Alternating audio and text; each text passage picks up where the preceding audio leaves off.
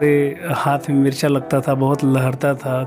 तो कई बार दिन में नहाना पड़ता था। मैंने जैसे कि ये सब छोटे छोटे चित्र बनाए हैं, ये आंसर को और भी रोचक बना देते हैं। मैं रिलेशनशिप में तो नहीं रहा हूँ, लेकिन एक समय तो बहुत नेगेटिव हो गया मैं कि अब लगता है हो नहीं पाएगा।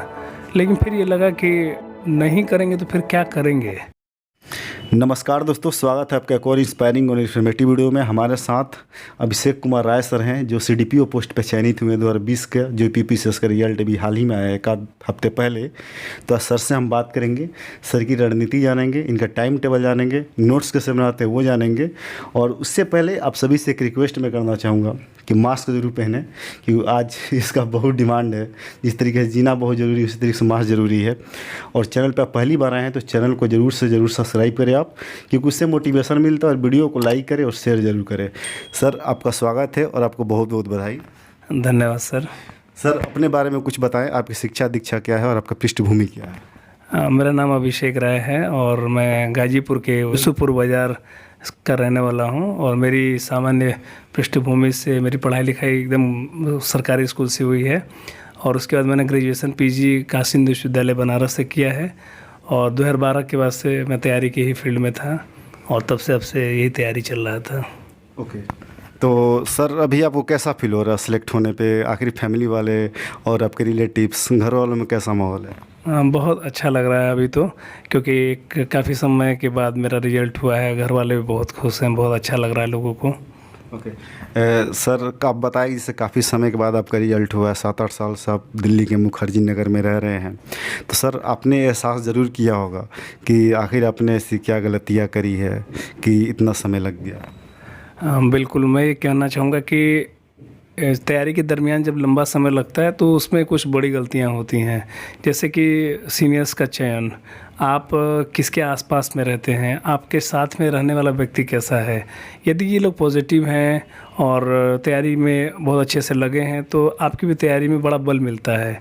तो मेरी कुछ गलतियां थी, मेरे सीनियर्स का चयन मैंने सही से नहीं किया और उसका परिणाम रहा कि काफ़ी टाइम लगा मुझे इस चीज़ को करने में। सर, जैसे कि हम लोग वीडियो इंटरव्यू शूट करने से पहले आप अपने पारिवारिक पृष्ठभूमि के बारे में कुछ बता रहे थे कि जो मुझे सच में, मैं तो काफ़ी इमोशनल हुआ आपकी स्टोरी जान के, जो आपका बैकग्राउंड रहा है। तो मैं आपसे ज़रूर कहना चाहूँगा कि आप सभी लोगों के साथ साझा करें। मेरी पृष्ठभूमि बहुत सामान्य रही है और मेरे पिताजी चक्की चलाते थे और हम सब लोग चक्की चलाते थे। मैं 2 भाई और 1 बहन हूँ और मेरे भैया भी चक्की चलाते थे, हम भी चक्की चलाते थे। 7-8 घंटा तो हमारा इसी काम में लग जाता था और हम पूरे परिवार के लोग काम करते थे। और उसके बाद जा कर के मतलब पढ़ाई लिखाई का भी काम सेकेंडरी था। तो इस तरीके से बड़ा संघर्ष रहा चक्की चलाने में। अगर आप चक्की पे गए होंगे तो देखे होंगे मसाला पीसने में बड़ा कष्ट होता है। गर्मी का दिन होता था, पूरे हाथ में मिर्चा लगता था, बहुत लहरता था। तो कई बार दिन में नहाना पड़ता था क्योंकि उसमें बड़ा कष्ट हो जाता था।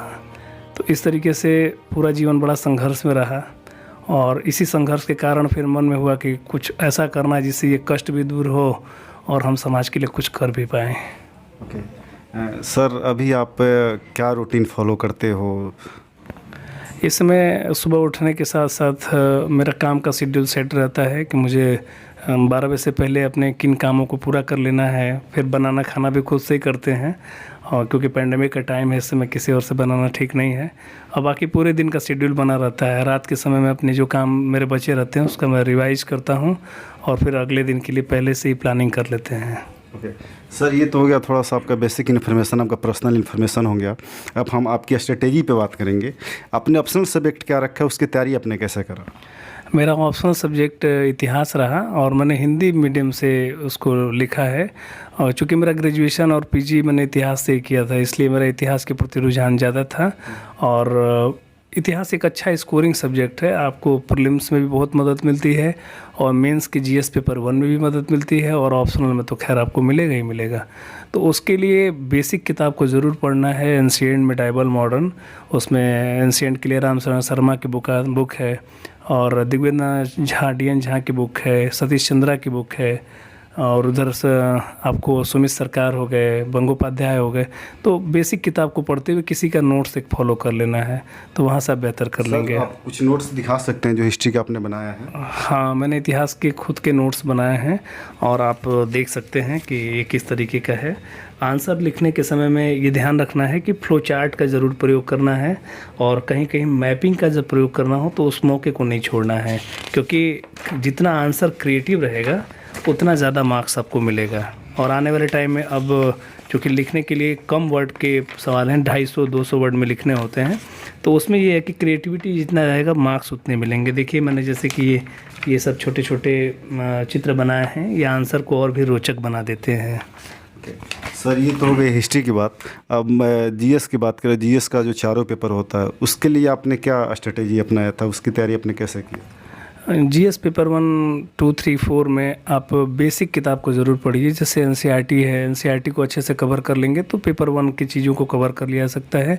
और किसी इंस्टीट्यूट का कोई एक मैटर फॉलो कर लीजिए, जैसे दृष्टि का है, विज़न आईएएस का है, तो वहाँ से ये चीज़ें पूरी तरीके से कवर हो जाती हैं। और लेकिन इसके साथ सबसे ज़रूरी है कि आप अपना नोट्स ज़रूर बनाइए, छोटे छोटे समरी बना लीजिए ताकि एग्ज़ाम से पहले उसका रिवीजन करके आप एग्ज़ाम में जा सकें। ओके सर, जैसा कि आपने बताया एनसीईआरटी का रोल बहुत ज़्यादा इम्पोर्टेंट हो जाता है, तो एनसीईआरटी को अपने पूरे तैयारी के दौरान उसकी महत्ता कितनी है आपके लिए? एनसीईआरटी एक बेस है और बेस हमेशा बहुत महत्वपूर्ण होता है किसी भी चीज़ के लिए। एनसीईआरटी का जो लैंग्वेज है उस लैंग्वेज से आप लिखना सीखते हैं, कैसे किसी चीज़ को बहुत कम शब्दों में अगर उसको लिखना है, सटीक लिखना है, तो वो एनसीईआरटी आपको बेशक सिखाती है, तो उसको ज़रूर करना है। सर मेंस के लिए आंसर राइटिंग बहुत ज़्यादा इंपॉर्टेंट होता है, तो उस आंसर राइटिंग लिए आपने कैसे उस पर काम किया, उसको कैसे बेहतर किया आपने? आंसर राइटिंग के लिए मैं Amit Jain sir the core IAS institute के वो टीचर हैं और बहुत सपोर्टिव और बहुत पॉजिटिव हैं और वो बहुत लगन से पढ़ाते हैं। तो मैं उनके पास गया और 2 साल मैंने वहाँ से किया। चूँकि मेरी आर्थिक स्थिति बहुत अच्छी नहीं थी तो मैंने उनको ये बात बताई भी और उन्होंने मुझे बहुत सपोर्ट भी किया, मेरे बहुत कम फीस में मुझे पढ़ाया। एक समय तो उन्होंने ये भी कहा कि पैसे की कोई बात नहीं, तुम आके पढ़ो। तो ऐसे टीचर बड़े कम मिलते हैं और अगर कोई आंसर राइटिंग करना चाहता है तो मैं एक बात कहूँगा कि आप वहाँ जाके आप उनसे मिल सकते हैं, उनसे कर सकते हैं। बहुत सपोर्टिव है, बहुत सपोर्ट करेंगे। सर जैसा कि आपने बताया कि आपकी लाइफ में बहुत ज़्यादा संघर्ष रहा है, पाटा चक्की पे आपने काम भी किया है, तो सर जो संघर्ष कर रहे हैं स्टूडेंट, उनको क्या सोचना चाहिए संघर्ष के बारे में, और वो प्रिपरेशन कर रहे हैं यूपीएससी का, सिविल सर्विसेज का, तो संघर्ष एकदम लाइफ का पार्ट तो होता ही है, ये कहा जाता है, तो उनके लिए आपका क्या मैसेज होगा? संघर्ष उसी के हिस्से में आता है जो मेहनती होता है। मैं एक ही चीज़ कहूँगा कि संघर्ष अगर आपके जीवन में है तो आप ये मान के चलिए कि ईश्वर ने आपको बहुत बेहतर चीज़ के लिए चुना है। और संघर्ष के साथ साथ आप अपना बहुत सकारात्मक ऊर्जा बना के रखिए, एक दिन आप ज़रूर जीतेंगे। ओके सर, जैसा कि मैं ये क्वेश्चन आपसे ज़रूर करना चाहूँगा कि आप जैसे 7-8 साल से, मैंने क्वेश्चन पहले ही पूछा कि 7-8 साल से आप तैयारी कर रहे हैं, तो कहीं ना कहीं आप मिस्टेक्स आपने किया होगा डेफिनेटली, तो आखिर किन चीज़ों का ध्यान रखना बहुत ज़्यादा इंपॉर्टेंट है? जो नए एस्पिरेंट आना चाहते हैं तो किस बातों का वो खास करके ध्यान रखें मुखर्जी नगर में प्रिपरेशन करने के दौरान? सबसे पहले तो मुखर्जी नगर में अगर आप आते हैं तो आप एक अच्छे साथी का चयन करिए। किसके साथ आप रहते हैं, आपका सराउंड कैसा है, आपके जो पुराने परिचित अगर सीनियर हैं तो वो अपने लक्ष्य के प्रति कितने सजग हैं, तभी उनका चुनाव करिए। और साथ में आप किस इंस्टीट्यूट में जाते हैं, इंस्टीट्यूट के बारे में बहुत अच्छे से इंफॉर्मेशन कर लीजिए कि वो कोर्स कंप्लीट कराता है नहीं कराता है, कितने टाइम में होता है, रिजल्ट का रेशियो क्या है, आपको टीचर कितना समय दे पाते हैं। ये बहुत महत्वपूर्ण चीज़ है, क्योंकि बच्चा जब एडमिशन लेता है तो पता चलता है कि अरे उस इंस्टीट्यूट में तो कोर्स ही पूरा नहीं होता है। तो ये सब चीज़ का बहुत विशेष ध्यान रखना चाहिए। और साथ में ये सब तो सेकेंडरी चीज़ है, तैयारी खुद से ही करना होता है, सारा चीज़ अपने से बनाना होता है। आप बस सजग रहिए, फोकस रहिए। सर यहाँ पे तैयारी के दौरान बहुत लोग भटक भी जाते हैं और कुछ ऐसा होता है कि नए रिलेशनशिप में भी चले जाते हैं। इन चीज़ों का क्या इंपॉर्टेंस है लाइफ में? क्या ये ज़रूरी है? यहाँ पे आने के बाद बहुत सारे लोग मैंने देखा है, खुद से भी मैंने देखा है, मैं खुद यूपीएससी का मैं भी प्रिपरेशन करता हूँ, स्टेट पीसीएस का। तो आपकी लाइफ में ऐसा कुछ रहा है कि नहीं रहा है? उसको आप कितना महत्व देते हैं?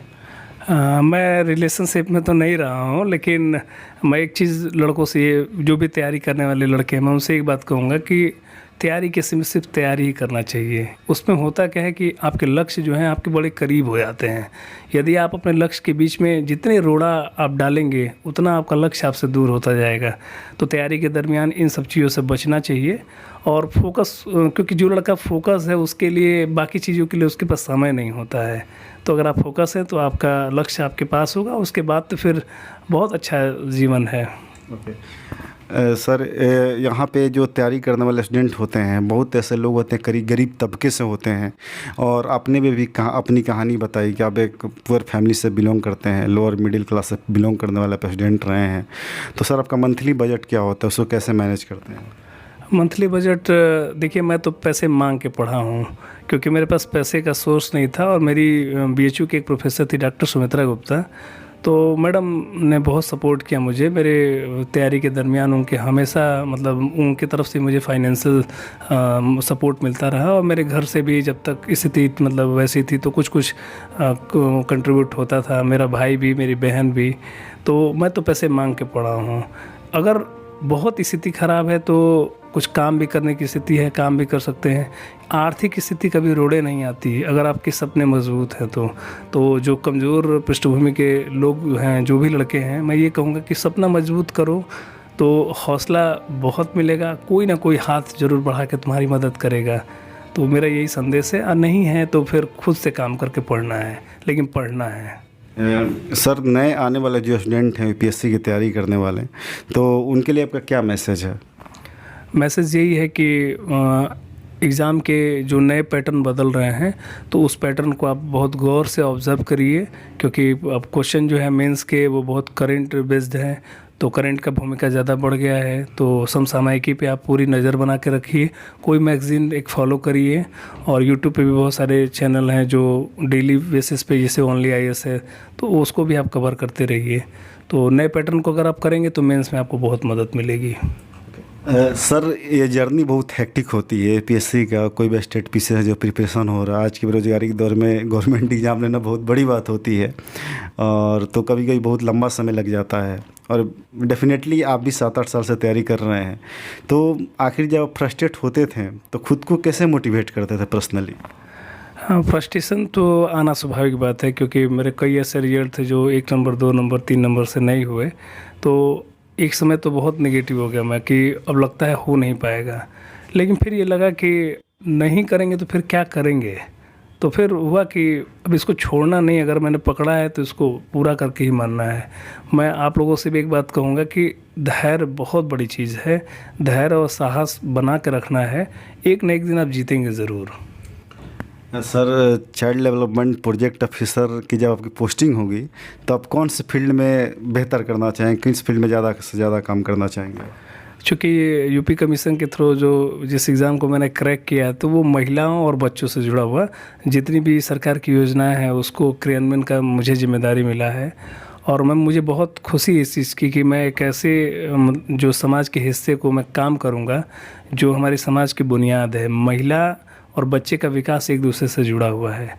तो मेरा पूरा प्रयास है कि जितनी भी योजनाएं होंगी उसको मैं बहुत सुचारू रूप से, बहुत व्यवस्थित रूप से मैं चलाऊँगा। Okay, thank you so much sir, अपना कीमती समय निकाल के हमसे बात करने के लिए। आपको फिर से एक बार बहुत बहुत बधाई, और उम्मीद करता हूं दोस्तों कि आप लोग को वीडियो बहुत अच्छी लगी होगी, आप लोगों को मोटिवेशन मिला होगा। अभिषेक कुमार राय सर जो हैं, जो सिलेक्ट हुए हैं, इन्होंने अपनी स्ट्रेटेजी बताई, नोट्स कैसे बनाया जाता है उससे बताया, और तमाम बातों का, तमाम सवालों के इन्होंने जवाब दिए। इस सबको रियली काफ़ी एक इन्फॉर्मेशन मिला होगा, इंस्पिरेशन मिला होगा। इस सर की कहानी तो अलग है ही कि आटा चक्की चलाने के बावजूद ये कैसे आज पीसीएस ऑफिसर बने हैं।